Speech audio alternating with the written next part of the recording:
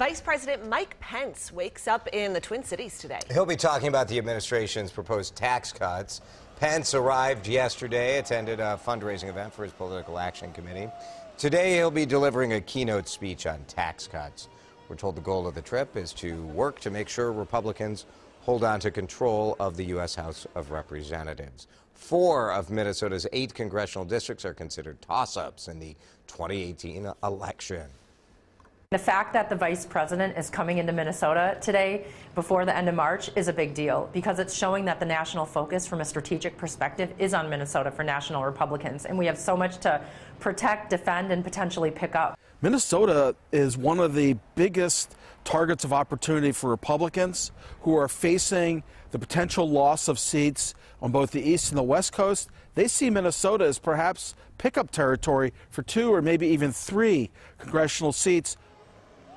Our Mary McGuire digs deeper into the vice president's visit and what we're watching for today. She'll do that for us starting at 5 o'clock this morning. We'll also have reaction from the DFL.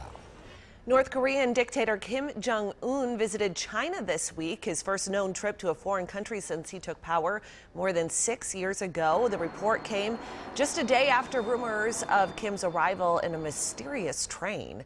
The White House says a briefing included a personal message from the Chinese president to President Donald Trump, but it's unclear what that message is.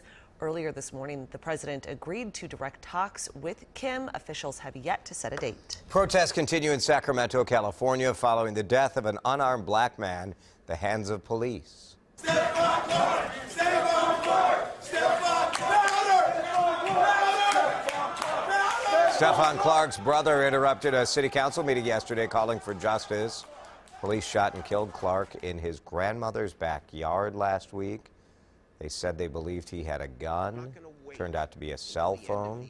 California Attorney General's office has now joined the investigation. City leaders have been calling for calm. Also yesterday, protesters again blocked fans from entering the arena where the Sacramento Kings were playing the Dallas Mavericks. The game went on, but with far fewer fans in the seats than you would expect. Police officers in Maplewood are going to stop using a specific type of gun holster. Last month, the department told us a 3rd grader reached into an officer's holster and pulled the trigger. No one was hurt in the incident at Harmony Learning Center. A newly released photo shows how easy it is for anyone to reach in the holster. The department is warning other agencies of the incident. Fire that destroyed a gun shop and range in the Northeast Metro does not appear to be suspicious. According to fire investigators, Washington County Sheriff says Lakes Trading at Forest Lake is a total loss. Caught fire Monday night. Everybody got out okay. About 75 firefighters helped battle that fire, but the exact cause is still under investigation.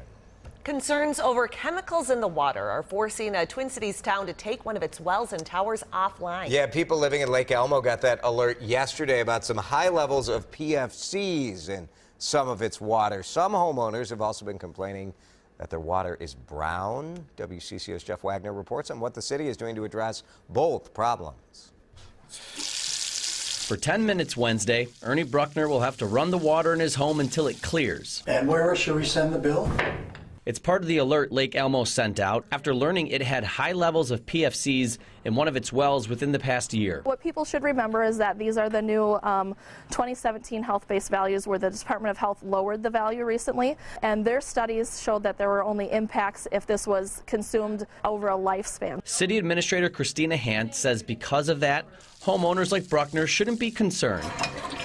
The flushing process residents are being told to do isn't related to PFCs, but an issue involving brown water. And hopefully that will eliminate the problem. I mean, it's not only for us, but the whole neighborhood and the whole town. Lake Elmo has an ongoing lawsuit with 3M, the company that used PFCs to make some of its products and legally dumped the chemicals in the ground.